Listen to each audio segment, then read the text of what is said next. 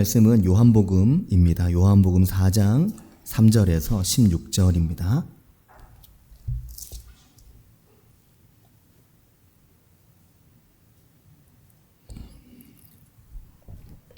요한복음 4장 3절에서 16절 말씀을 우리 함께 읽겠습니다. 유대를 떠나사 다시 갈릴리로 가실새 사마리아를 통과하여야 하겠는지라. 사마리아에 있는 수가라 하는 동네에 이르시니 야곱이 그 아들 요셉에게 준 땅이 가깝고 거기 또 야곱의 우물이 있더라. 예수께서 길 가시다가 피곤하여 우물 곁에 그대로 앉으시니 때가 6시쯤 되었더라. 사마리아 여자 한 사람이 물을 기르러 왔음에 예수께서 물을 좀 달라 하시니 이는 제자들이 먹을 것을 사러 그 동네에 들어갔음이로라. 사마리아 여자가 이르되 당신은 유대인으로서 어찌하여 사마리아 여자인 나에게 물을 달라 하나이까 하니 이는 유대인이 사마리아인과 상종하지 아니함이로라. 예수께서 대답하여 이르시되 내가 만일 하나님의 선물과 또 내게 물 좀 달라 하는 이가 누구인 줄 알았더라면 내가 그에게 구하였을 것이요 그가 생수를 내게 주었으리라. 여자가 이르되 주여 물기를 그릇도 없고 이 우물은 깊은데 어디서 당신이 그 생수를 얻겠사옵나이까. 우리 조상 야곱이 이 우물을 우리에게 주셨고 또 여기서 자기와 자기 아들들과 짐승이 다 마셨는데 당신이 야곱보다 더 크니까. 예수께서 대답하여 이르시되 이 물을 마시는 자마다 다시 목마르려니와 내가 주는 물을 마시는 자는 영원히 목마르지 아니하리니 내가 주는 물은 그 속에서 영생하도록 솟아나는 샘물이 되리라. 여자가 이르되 주여 그런 물을 내게 주사 목마르지도 않고 또 여기 물 기르러 오지도 않게 하옵소서. 이르시되 가서 내 남편을 불러오라. 아멘. 사랑하는 여러분, 주님의 은혜와 평강이 삶에 함께 하시기를 바라고 축복합니다. 오늘 말씀은 요한복음입니다. 요한복음 4장 3절에서 16절입니다. 사랑하는 여러분, 지난 한 주간 예레미야서의 말씀은 46장과 48장까지 이어졌는데 46장은 애굽의 심판에 관한 말씀이었고 47장은 짧게 블레셋에 관한 말씀, 48장은 모압에 대한 말씀이었습니다. 모압에 대한 말씀은 길어서 어제까지 묵상하고 오늘은 49장은 암몬에 대한 말씀이 이어집니다. 이 모압에 대한 하나님의 심판의 말씀은 그들이 젊은 시절부터 이루어낸 그들의 업적과 또 보물들, 48장 11절은 어떻게 이것을 비유했냐면 마치 좋은 술 찌꺼기 위에 오래 병을 옮기지 않고 묵히고 묵혀서 그 맛이 남아있고 냄새가 변하지 않은 아주 최상품의 좋은 술과 같은 그들 모압의 그 자랑할 만한 그들의 그 역사를 하나님께서 옮겨버리시겠다는 말씀이었습니다. 그 아주 그 좋은 그 술이 담긴 그 그릇 같은 그 그릇을 깨뜨려 버리시고 비워 버리시겠다는 말씀이었습니다. 이것은 그 모압의 교만에 대한 말씀이었습니다. 그들의 넉넉함이나 그들의 부요함이나 아무것도 부족한 게 없다고 생각하는 그들의 오래고 깊은 그 교만에 대한 것인데 이것에 대해서 하나님은 48장 26절에 보면 모압으로 취하게 할지어다. 그냥 취해 있게 내버려 둬라. 그렇게 말씀하시면서 그 이유에 대해서 이는 그가 여호와에 대하여 교만하기 때문이다. 그렇게 말씀하시면서 그 뒤에 그가 그 토한 것에서 뒹굴므로 조롱거리가 되게 버려두라. 그렇게 하나님께서 말씀을 하시는 거죠. 하나님은 특히 그들의 교만함에 대해서 48장 26절은 여호와에 대한 교만함에 대해서 말씀하셨습니다. 그들의 삶에 이루시는 하나님의 역사를 하나님의 역사로 인정할 줄 모르고 그걸 인지하지 못하고 있는, 그래서 하나님의 역사를 더 알고 싶은 마음을 갖지 못하는, 하나님의 역사를 겸손한 마음으로 바라보지 못하는 그들의 자신의 업적이나 자신의 성과물이나 이런 부분에 고정되어 있는 그들의 시각에 대해서 하나님이 심판을 하시는 것을 말씀합니다.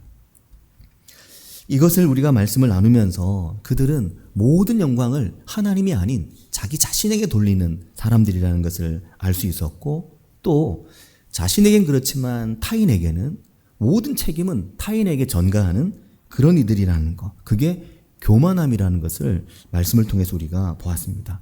지난 금요일 새벽 말씀을 홈페이지에 올려둔 그 설교문에 맨 앞에 보면 맨 앞은 찬송, 그날 찬송에 대한 가사가 쭉 적혀 있거든요. 다는 아니지만. 그리고 두 번째 녹색 단락에 보면 잠언 6장 16절 말씀을 잠깐 언급해 두었습니다. 거기 보면 하나님께서 미워하는 게 67가지 있다. 그러면서 잠언이 말씀할 때 하나님이 미워하는 첫 번째 교만한 눈이라고 말하거든요. 그래서 그 교만한 눈, 이제 교만에 대해서 금요일 날은 좀 많이 생각하고 묵상하게 되었었습니다. 근데 사랑하는 여러분, 하나님 없이도 잘 살 수 있다고 생각하는 것, 그렇게 겸손을 잃어버린 우리의 교만한 마음을 매우 싫어하십니다. 반대로 생각해 보면 하나님 없이는 나는 안 된다고 생각하는, 난 하나님이 꼭 필요하다고 생각하는 그 하나님을 향한 갈망을 가지고 있는 사람들은 하나님 그러면 또 얼마나 좋아하시겠습니까? 이게 극과 극을 이루는 거죠. 하나님이 필요 없다고 생각하는 사람에게 하나님은 굉장히 냉소적이시지만, 물론 이제 그들을 찾고 부르시지만, 그러나 하나님이 꼭 필요하다고 생각하는, 하나님을 갈망하는 사람들에 대해서 하나님이 굉장히 관대하고 긍휼이 많으시고 그 영혼을 끝까지 끌어안으시고 그 이름을 부르시는 거죠. 누구야, 누구야. 나는 막 자격이 없다고 생각하지만, 나는 하나님 앞에 많이 부족하다고 생각하지만 하나님은 그를 매우 사랑하셔서 그를 부르시고 찾으시는 것입니다.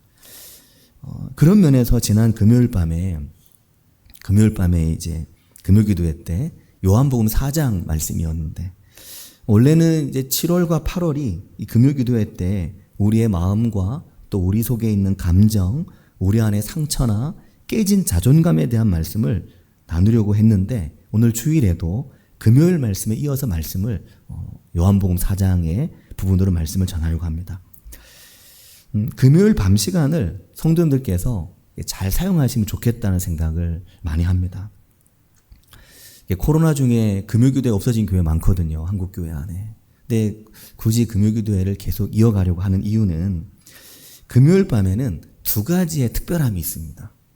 제가 생각을 해보니까 두 가지 특별함이 있다. 하나는, 첫째는 찬양이 되게 또 주일 낮과는 또 다릅니다. 금요일 밤엔. 박 목사님 인도도 잘 하시지만 금요일 밤에는 이게 밤 시간이잖아요. 그리고 일과가 끝난 시간이고. 그러니까 인도자와 인도하는 팀도 또 금요기도에 참여한 분들도 굉장히 약간 편안함을 가지고 찬양에 깊고 좀 뜨겁게 나아갈 수가 있습니다. 금요일 밤에는 찬양이 일단 뜨겁다는 거. 또 두 번째는 금요일 밤에는 밤에 듣는 하나님의 말씀이 있습니다. 이게 시간이 달라지면 말씀이 좀 다르게 들리기도 하고, 시간이 달라지면 말씀을 전하는 사람도 약간 달라지죠. 그래서 금요일 밤에는 말씀이 평소와는 좀 다르게 내게 다가오기도 합니다. 더 은혜가 될 수 있죠. 그래서 금요일 밤을 성도님들께서 매주는 아니더라도 불특정하게라도 갑자기 좀 오늘 좀 금요일 밤인데 교회 가고 싶은데 이런 불쑥 가보는 은혜가 있으시기를 바랍니다. 저는 금요일 밤이 참 귀하다는 생각을 많이 합니다. 지난 금요일 밤에 7월 12일 금요일 밤에는 모세가 가지고 있는 열등감에 대한 말씀이었는데, 지난 금요일에는 요한복음 4장 이 사마리아 수가의 이 여인에 대한 말씀이었습니다. 이 말씀은 이번 주 금요일까지 16일 밤까지 이어가려고 하는데, 그러니까 이번 주 금요일 밤에도 이제 계속 이어간다는 거죠. 근데 우리가 살면서 보면 많은 것과 싸우지만 그중 가장 큰 싸움이 자신의 기억과의 싸움입니다. 다가오는 것과도 싸우지만, 오늘과도 싸우지만 굉장히 많은 싸움이 이미 지나간 기억과 싸우거든요. 그 기억에서 시작되는 아픈 경험을 통해서 내 안에 쌓인 내 속에 있는 깨진 그 기억의 조각들이 안 사라지고 남아있거든요. 이 기억의 조각, 그 기억의 파편과 내 속에 있는 그 내면 세계와 계속 싸우면서 살아가는 겁니다. 그러면서 우리에게는 하나의 관점이 만들어지게 됩니다. 그게 뭐냐면 세상을 보는 눈이 만들어지고 나를 보는 눈이 만들어지고 내 주변에 있는 타인을 바라보는 눈이 만들어지게 됩니다. 그래서 뭐 잘하고 못하고 관계없이 나의 방식이 생기는 겁니다. 그래서 뭐 예를 들면 뭐 부부 사이에도 아내가 얼마나 잘하고 못하고 남편이 얼마나 잘하고 못하고 관계없이 하나의 어떤 시각으로 바라보게 되는 거죠. 세상을 볼 때도 그런 세계관들이 생기기도 하고 또 나 자신을 볼 때도 그렇습니다. 삶을 보는 하나의 이게 딱 이 경직된 시각이 관점이 생기게 되는 거죠. 이 관점이 긍정적이라고 다 좋은 것도 아니고 부정적이라고 다 나쁜 것도 아니지만 좋고 나쁘기로 따져본다면은 부정적이 되는 것이 좀 더 사람에게는 이로울 게 사실은 없죠. 왜냐하면 어느 순간 사람이 부정적인 관점을 갖게 되면 그때부터는 모든 면에서 부정적인 관점으로 삶을 대하고 사람들을 대하고 심지어 나 자신도 그런 관점으로 보기 때문에 관계가 틀어지고 인생이 뒤틀리고 심지어는 하나님과 나의 관계마저도 매우 경직되고 왜곡된 관계를 만들 수 있습니다. 이 안에 있는 감정이 뭐냐면 자신감, 자존감, 자기 가치 이런 말들입니다. 자신감을 잃어버리고 자존감이 깨지고 자기 가치에 대한 감정이 왜곡되면 자신에 대한 무기력증이 쉽게 찾아옵니다. 혹은 자신에 대한 두려운 감정을 왜곡하기 위해서 과장되거나 과도한 감정을 끌어와야 하기 때문에 사람이 아무 일 없는 듯이 기분 좋은 듯이 그냥 다 괜찮은 듯이 막 지내는데 어느 날 갑자기 사람이 사라져버리는 거죠. 어느 날 갑자기 사람이 자기 자신을 확 숨겨버리는 겁니다. 한순간에 마음이 바닥에 툭 떨어질 때가 있는 거죠. 아무 문제 없다고 생각하며 살지만 그게 나의 의지적인 생각이지 내 속에 있는 이 깊은 내 안에 있는 이 내면은 계속해서 아프고 계속해서 상해 있는 겁니다. 사람이 이 두 가지 세계 속에 사는 게 너무너무 명확한 겁니다. 생각하는 것만 전부가 아닌 거죠. 내 속에 있는 무의식이라고도 말하죠. 나는 뭘 해도 안 된다고 하는 나는 너무나 무능하다고 생각하는 실패감이나 낮은 자존감 나는 뭘 해도 잘 안 된다고 하는 세상과 또 사람들에 대한 두려움을 갖게 됩니다. 아이들이 공부를 해도 난 할 수 있어 이렇게 생각하고 공부하는 애들이 있습니다. 걔들은 좀 이렇게 어쨌든 자신감 있게 하죠. 근데 어떤 아이들은 난 공부해봐야 안 될 것 같아 이런 마음을 갖는데 애만 그런 게 아닌 겁니다. 어른들도 뭘 해도 안 될 것 같은데 그러면 다른 사람들도 저거 안 될 것 같은데 이게 너무 많은 겁니다. 그러면 어떻게 되냐면 사람 만나는 게 굉장히 불편해지고 어려워지는 거죠. 사람 만나는 게 싫고 그래서 어느 날 갑자기 교회에서 누가 안 보이면 마음이 아파서 안 보이는 겁니다. 왜 집사님 왜 요즘에 교회 안 오셨어요? 왜 몇 주 안 보이셨어요? 그러면 뜻밖의 사람 만나기 싫어가지고요.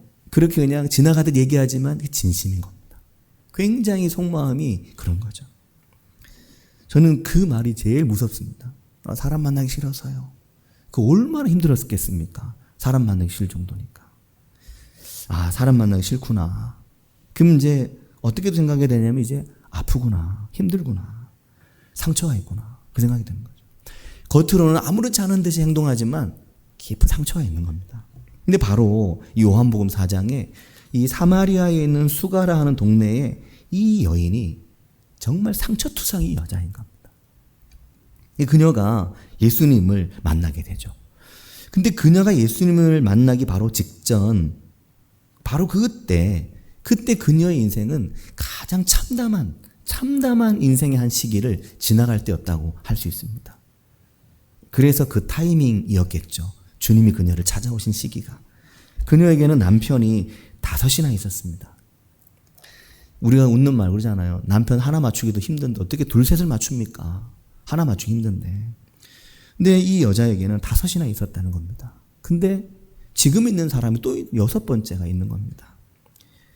그런데 더 큰 문제는 그 남자도 내 남자가 아니라는 겁니다. 이 여자의 인생이 얼마나 아프고 얼마나 깨진 인생입니까? 죄로 치면 죄로 칠 수 있지만 상처로 치면 정말 어마어마한 인생의 상처를 가지고 있는 거죠. 그녀의 삶은 그 어떤 것도 내 것이 없는, 모든 걸 빼앗기고 그 어느 것도 가져본 적이 없는 참으로 외롭고 아픈 인생인 겁니다. 그러니 당연히 그녀는 깊은 소외감, 깊은 사람 만나기 싫고 깊은 거절감, 그 쓰린 상처를 가지고 있는 거죠. 그러다 보니까 이 여자의 인생이 폐쇄적이 되는 겁니다. 우리가 이렇게 누굴 만나보면 좀 약간 폐쇄적인 경향을 가지고 있는 사람이 있죠. 상처 때문에 그렇습니다. 그거를 그냥 왜 폐쇄적이야? 나 싫은가? 이렇게 생각할 이유가 전혀 없습니다. 아픈 데가 있구나 인 거죠. 세상과 문을 닫고 사람들에게도 마음을 많이 닫고 사는 겁니다. 이 사람이 마음을 자꾸 열게 된다는 건 굉장히 좋은 신호입니다. 우리가 은혜가 되면 자꾸 마음을 열게 되잖아요. 은혜를 받으면 안 하던 말을 자꾸 하게 됩니다. 오랫동안 못했던 말을 하게 되는 거죠. 그러다 보면 오랫동안 내 안에 정말 켜켜이 묻어두고 덮어둔 내 속에 있는 어느 날 감정이 툭 튀어나오는 걸 경험하게 되는 거죠. 근데 그런 그녀가 요한복음 4장 오늘 말씀에 예수님을 만나게 된 건데, 근데 잘 보면 이 여자를 예수님이 찾아오셨습니다. 그걸 알 수 있는 게 설교 준비할 때 몰랐는데 지금 말씀 읽다 보니까 4절에 이렇게 말씀하잖아요. 사마리아를 통과하여야 하겠는지라 라는 말씀. 여러 가지로 해석할 수 있겠지만 사마리아를 통과하려고 하셨구나. 예수님 이 여자를 향해 오고 계셨다. 그녀는 평소에도 그랬듯이 6절과 7절에 보면 한낮에 딱 12시에 우물에 물을 기르러 나갔는데 거기 누가 먼저 와 계셨냐면 예수님이 먼저 와 계셨습니다. 거기 주님이 먼저 와 계셨죠. 6절에 보면 예수님께서 사마리아를 지나시다가 피곤하여 우물 곁에 그대로 앉으셨는데 몇 시였습니까? 6시. 이게 유대 시간으로 6시이기 때문에 우리 시간으로는 12시입니다. 한낮입니다. 땡볕. 거기 6시부터 이제 시간이 시작되거든요. 그러니까 딱 12시에 예수님 거기 계셨고 또 여자도 12시에 거기 물 기르러 나온 겁니다. 사랑하는 여러분, 우리가 살다 보면 내 생각과는 달리, 내 뜻과는 달리 어느 날 주님께서 내 인생을 찾아오실 때가 있습니다. 그 순간이 우리 모두에게 열려 있는 거죠. 내 인생의 갈증과 내 인생의 목마름과 그 무엇으로도 해결하지 못하는 내 인생의 깊은 상처를, 깊은 인생의 그 기록과 기억들을 하나님이 찾아오신 거죠. 그리고 우리의 그 깨진 마음을 만지십니다. 누구도 내게 그렇게 하지 않으셨는데 하나님이 내게 그렇게 하시는 거죠. 우린 때로 우연인가? 라고 생각할 때도 있습니다. 하지만 결코 우연이 아닌 하나님 우리 인생에 준비하시고 계획하시고 찾아오실 때가 있는 겁니다. 근데 지금 이 여자를 주님이 찾아오신 거죠. 왜 하필 거기였겠습니까? 왜 하필 그 시간이었겠습니까? 왜 굳이 그 여자를 찾아오셨겠습니까? 이 땅에 오셔서 주님이 공생에 딱 3년이잖아요. 3년. 그 3년이 얼마나 짧습니까? 그 3년이 너무너무 짧은 겁니다. 저 벌써 9년 차인데 송전양문교회에 3년에 3배잖아요. 근데도 저는 이런데 예수님 그 짧은 3년 동안 얼마나 많은 일들이 있었습니까? 근데 그 중에 이 여자를 거기서 만나신 거죠.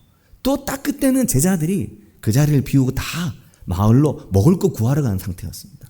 그 제자들 주변에 아무도 없었죠. 딱 주님만 거기 계신 겁니다. 그리고 주님과 그 여자가 둘이 딱 1대1로 만난 거죠.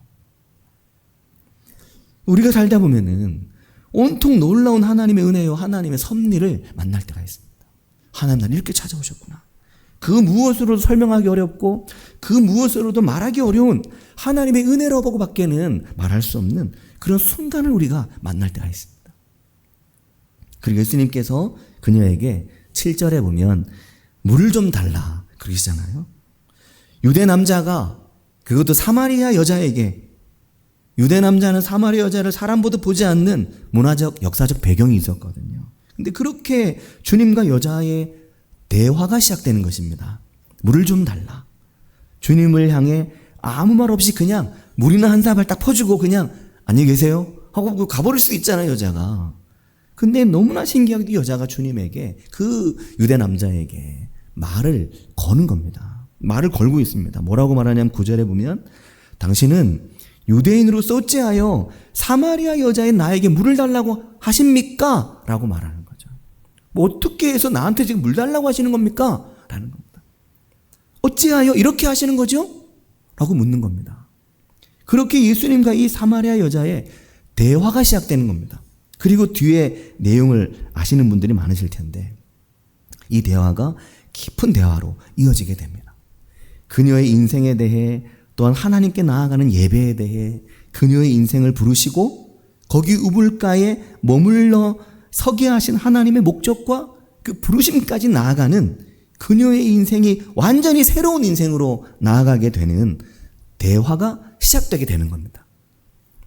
사랑하는 여러분, 이 말씀을 보면서 지난 금요일 밤에 설교자도 설교를 준비할 때는 자기가 잘 몰랐는데 설교를 하면서 이 은혜가 있을 때가 있거든요.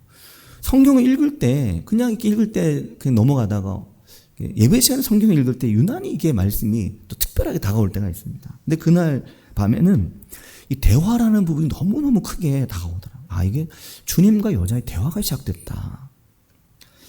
사랑하는 여러분, 우리의 가정에서도 이런 깊은 대화가 부부 사이에 또 부모와 자녀 사이에 있기를 바라고 축복합니다. 또한 이러한 대화가 교회 안에 있기를 바랍니다. 우리가 이런 대화를 할 수 있게 되기를 바랍니다. 대화가 너무나 중요합니다. 대화. 우리의 삶에는 매우 중요한 대화의 순간들이 있습니다. 말이 오고 가는 그 대화의 순간들이 있죠. 어떻게 보면 별 쓸데없는 이야기 같아도 굉장히 중요한 대화들이 있습니다. 대화의 모든 순간을 우리가 정말 소중하게 여겨야 됩니다. 그날의 그 대화, 그날의 그 사람과의 그 대화, 내 인생을 바꿨다. 그의 그 한마디, 혹은 내가 막 이야기하면서 나도 모르게 내가 받았던 그 대화 속에서 느낀 그 정말 무엇과도 바꿀 수 없는 은혜, 그 대화가 너무너무 중요한 거죠. 우리가 누군가 대화할 때는 항상 이 대화 가운데 주님이 함께하고 계시다는 생각을 늘 해야 됩니다. 예전에 그 집집마다 보면 이렇게 막 바닥에 막 물 그림자 같은 검은 그림에 흑백의 예수님 얼굴이라고 말하는 2차 세계대전 때 이렇게 그런 거 있었잖아요. 모든 대화에 말없이 듣는 분이시고 식사에 함께 하시고 여기 계신 분 그런 있었잖아요. 근데 우리의 모든 대화 속에 주님이 함께 하신다니 너무 중요한 것입니다. 이걸 매우 강조한 분이 보네포 목사님입니다. 보네포 목사님은 신도의 공동생활이라는 책에서 우리의 대화 속에 주님이 함께 하신다는 게 너무너무 중요하다. 그게 공동체고 교회다. 이걸 강조하시거든요. 근데 이 대화를 잘 보면 우리의 삶에 이런 대화의 자리가 열리게 되면 이런 생명의 대화가 있는 시간이 우리의 관계 속에 일어나게 되면 그 안에 그 대화 속에 하나님이 예수님이 주의 말씀이 우리의 대화 속에 든든한 기반이 되게 되면 그 시간이 우리의 인생을 바꾸고 우리의 삶을 새롭게 할 만한 중요한 대화의 자리가 되게 되는 겁니다. 이러한 대화는 어느 날 갑자기 또 이렇게 선물처럼 찾아오기도 하지만 요즘에 우리가 플랫폼 얘기 많이 하잖아요. 일정한 어떤 상황을 만들어가는 게 굉장히 중요할 수 있습니다. 자, 잘 보시기 바랍니다. 우리가 모두 그런 대화 속에 살고 있고 살아왔고 그런 길든 짧든 내 삶의 생수와 같고 깊고 맑은 샘이 막 솟아나는 것 같은 대화를 통해서 그것이 직접적인 주고받는 대화이든 아니면 어떤 상황이든 아니면 지금 설교를 들으실 때도 대화를 하실걸요. 저랑 대화 말을 주고받지는 않지만 설교를 저는 진행하지만 성도님들께서는 또 저에게 다르게 표현하면 이 말씀을 들으면서 주님께 질문하실 겁니다. 또는 감사하실 겁니다. 하나님 이 말씀 이 부분이 제게 은혜가 되네요. 하나님 이거 무슨 말씀인가요?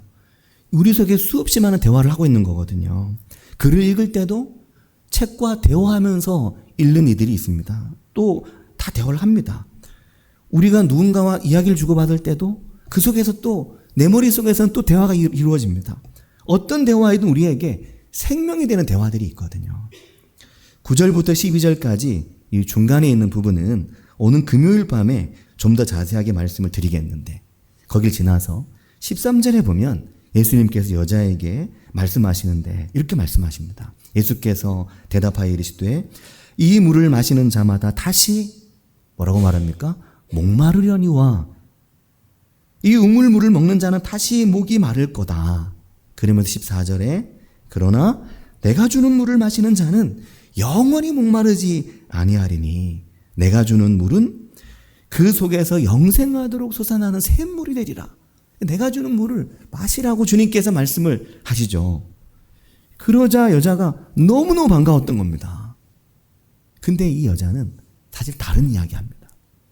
예수님은 내가 주는 물을 마시면 영생하도록 솟아나는 샘물이 될 거야. 다시는 너희 목이 마르지 않을 거야. 이렇게 말하는데 이 여자는 그 말을 어떻게 들었냐면 그런 물이 있다고?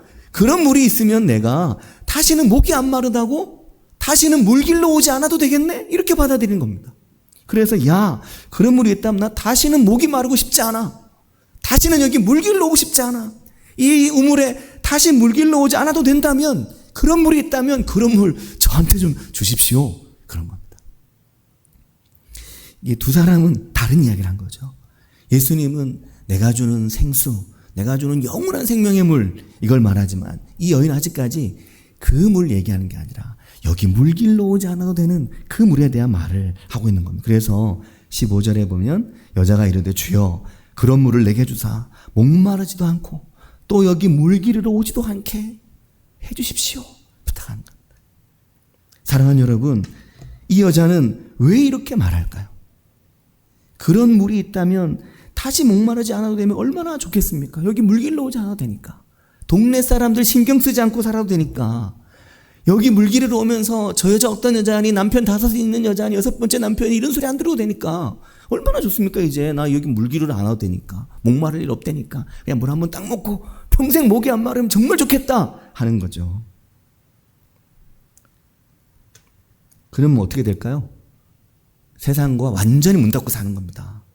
목도 안 마르니까 이제 여기 안 와도 되고, 동네 안 나와도 되고, 사람 안 만나도 되고, 나는 평생 그냥 폐쇄적으로 살아도 되는 겁니다. 완전히 잠수를 타도 되는 거죠. 그냥 모든 관계 다 끊고 되는 겁니다. 때로는 막 마트 장 보러 가는 거 귀찮고, 뭐 장 봐서 음식 하는 거 귀찮은데 그거 안 해도 되는 거죠. 이제 목 영원히 안 마르니까 그런 물 내게 달라는 거죠. 그때 주님께서 뭐라고 말씀하시냐면 아니 그러신 겁니다.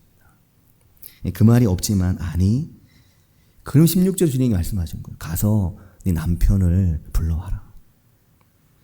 이 남편을 불러오라는 게 뭘 말하는 것일까요? 남편을 불러오라?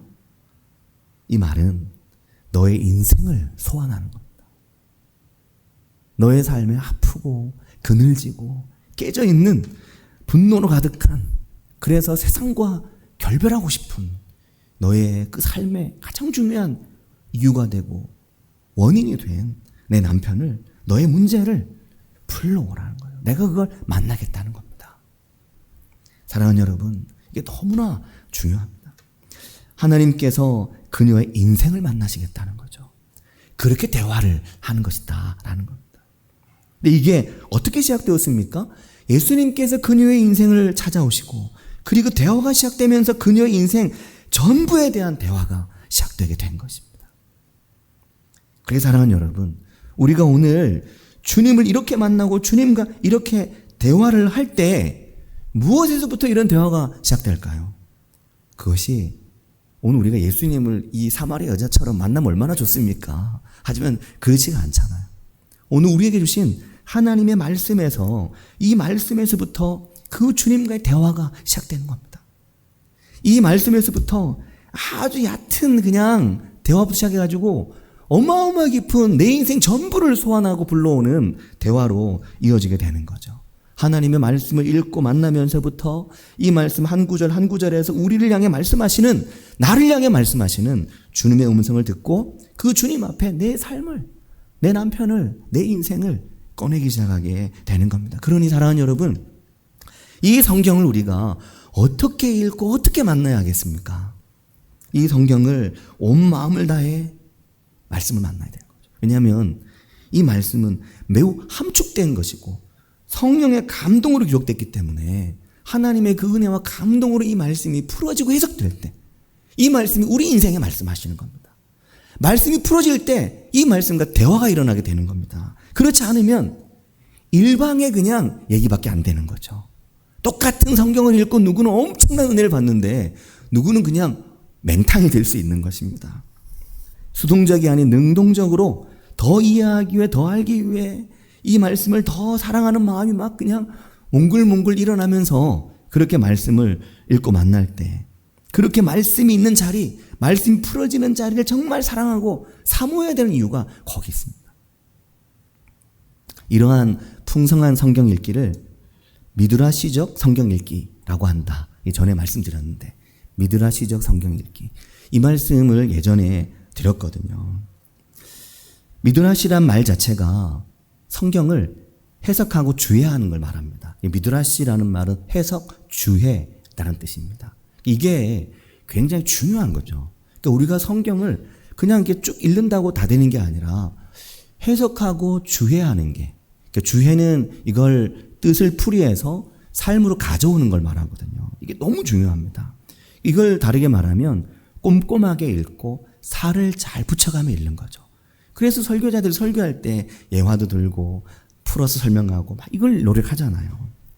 이러한 성경 읽기를, 미드라시적 성경 읽기를 잘하려면 몇 가지만 지금 말씀드리고 자세한 내용은 이게 어디 있는지 가르쳐 드릴 테니까 그걸 들어보시면 되는데, 첫 번째는 꼼꼼하게 읽어야 되는 겁니다. 꼼꼼하게. 예배 시간에 보면 우리가 성경을 읽을 때 급하게 휙 읽고 지나가면 생각할 겨를도 없이 정신없이 읽고 나면 그 다음에 뭘 걷는지 모르고 설교만 들으려고 그냥 무방비 상태로 앉아있게 되죠. 이게 아주 안 좋은 겁니다. 말씀을 꼼꼼하게 읽고 꼼꼼하게 읽은 말씀을 함께 나누는 자리가, 그게 뭘까요? 말씀이 풀어지는 자리인 거죠. 이 말씀 은혜를 나누는 자리. 일상의 두세 사람의 성도들의 대화의 자리도 당연히 그렇고 순모임이 바로 그 자리인 겁니다. 순으로 모이면 딴 얘기하는 게 아니라 순으로 모이면 이번 주간 말씀, 또 그날 주어진 말씀, 그 말씀에 대한 이야기를 미드라시적으로 꼼꼼하게 읽어가지고 살을 붙여가지고 이야기하는, 함께 나누는 겁니다. 이게 너무나 중요합니다. 이게 바로 진정한 영적 대화인 거죠. 이렇게 이야기할 수 있습니다. 오늘 말씀이 이랬어. 오늘 주일 예배를 마치고도 오늘 예배가 이랬고 말씀이 참 은혜가 됐어. 근데 목사님이 이걸 강조하셨는데 나는 이게 참 좋더라고. 이런 겁니다. 내게 다가온 이 은혜가 너무 컸다. 때로 목사님 설교가 좀 달라도 이게 너무 컸다. 두 번째는 질문을 하면서 읽어야 됩니다. 이게 대화인 거죠. 그 여자가 아까 예수님께 질문하잖아요. 왜 이러십니까? 하고 질문을 하면서 읽고 문맥을 파악하면서 읽어야 됩니다. 그러니까 문맥을 이해해야 되는 거죠. 그러니까 새벽 예배를 강조하는 겁니다. 주일 예배만 들어갖고는 문맥을 죽을 때까지 몰라요. 그걸 이해하려면 새벽 말씀, 일정한 말씀이 있어야 되고 매일의 말씀 우리에게 필요한 겁니다. 그렇게 성경의 말씀 속으로 들어가면, 자, 그러면 어떻게 되느냐? 이거 중요한데요. 하나님 말씀 속으로 들어가면 거기서 보이는 게 있죠. 안 들어가면 보이는 게 없습니다. 우리가 어디 중요한 기념관이나 혹은 중요한 어떤 놀이시설 같은 데 가면 거기 들어가 보면 보이는 게 있죠. 여기 에버랜드에 그 티익스프레스 엄청 이거 타기 전에는 몰라요. 타보면 압니다. 들어가 봐야 아는 게 있는 겁니다. 그걸 타봐야 이게 삐 올라가지고 이렇게 딱 할 때, 우와, 저 멀리까지 아름다운 세상이 보이는구나. 그리고 뚝 떨어질 때는, 우와, 이거 두 번 탈 게 아니구나. 이런 거 그거 타봐야 알거든요. 근데 하나님 말씀을 바깥에서 보면 글자밖에 안 보이는데 말씀 속으로 쏙 들어가 보면 그 안에서 보이는 게 확 달라지는 겁니다. 어제 오후에 고기련 형제 남예림 자매 신방이 있었거든요, 교회에서. 올해 이제 봄 신방의 마지막 신방이었습니다. 잠언 31장 끝절까지 다 끝났습니다, 어제. 근데 신방을 하면서 그런 이야기를 하게 되더라고요. 어떤 이야기였냐면, 어리잖아요, 부부가. 매우 어릴 때부터 보았고, 또 3년 전에 결혼한다고 했을 때 결혼에 실감나지 않을 정도로 어린 부부였거든요. 근데 이제 결혼을 해서 아이 둘을 가진 엄마 아빠가 됐잖아요. 근데 이제 제가 설교를 하면서 하는 얘기가 뭐였냐면, 이제, 이게 나이를 좀 먹어보니까 이게 보이는 게 있더라. 이게 나도 30에 결혼했지만 그 나이 때 몰랐는데 시간이 지나 보니까 좀 다른 게 많이 보이더라. 이런 게 되게 중요하다는 걸 알게 됐다. 이런 이야기를 하게 되더라고요. 그게 어떤 것입니까? 살아보고 경험해보니까 이런 거였구나. 이걸 알게 된다는 거죠. 그런 이야기를 하게 되는 겁니다.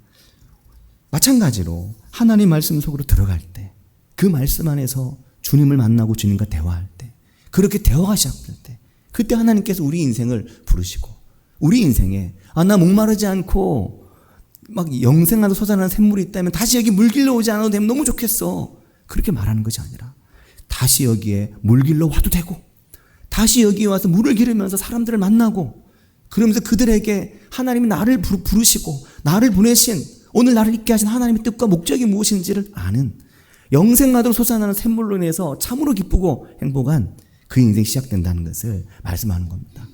이 말씀의 은혜가 성도님들 삶에 있기를 바라고 축복합니다. 우리 함께 기도하겠습니다.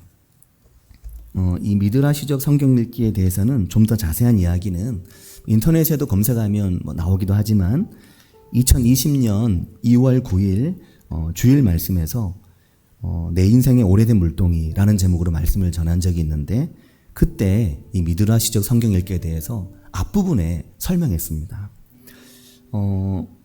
우리 교회 홈페이지에서 그 주일 말씀에서 검색어에 물동이라고 치면 하나가 뜹니다. 그 말씀의 앞부분이기 때문에 보시면 유익하리라는 생각을 합니다. 이 시간 같이 기도하실 때 우리는 목마르지도 않고 물 기르러 오지도 않았으면 하고 바랄 때가 있습니다. 힘들고 어렵고 아픈 거 안 하고 싶죠. 하지만 하나님은 힘들고 어렵고 아픈 거 평생 피해가면서 도망다니면서 살기를 원하지 않으시는 겁니다. 힘들고 아팠지, 너무 싫지, 하지만 내가 너의 속에서 영생하도록 솟아나는 샘물을 줄게. 그렇게 주님과 우리의 대화가 시작되면 거기 물길로 가도 괜찮은 겁니다. 그 아픈 자리에 가도 괜찮은 거죠. 사람 만나도 괜찮은 겁니다. 그렇게 하나님 우리를 불러서 세우기를 원하시는 거죠. 내 인생이 그렇게 하나님께 쓰임이 있고, 하나님 나를 불러서 말씀하시고 나를 내 자리에 아주 견고하게 세워주시는 은혜가 내 삶에 있기를 같이 한 목소리로 기도하겠습니다. 하나님 아버지, 은혜한 사랑 감사합니다. 오늘 우리 인생 가운데 은혜를 베푸시며 깨지고 무너진 우리의 삶에 참으로 동강나고 도망나고 무너진 우리의 삶에 도망가고 싶고 목이 마르고 싶지 않고 물 기르러 오지 않아도 되는 그런 물이 있다면 그런 물 한 모금 마시고 평생 목이 안 말랐으면 좋겠어. 평생 이곳에 오지 않았으면 좋겠어.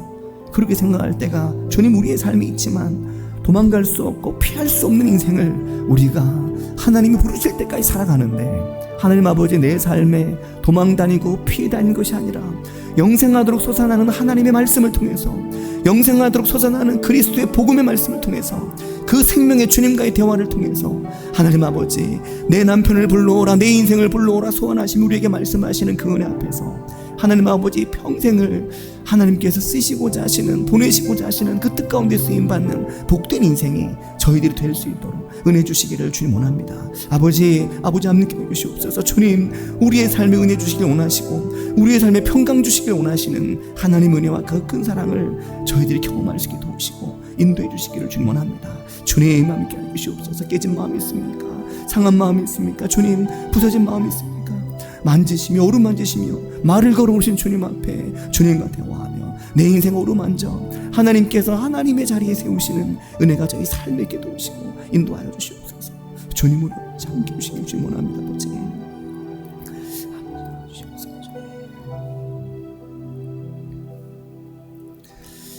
하나님 아버지, 은혜와 사랑을 감사합니다.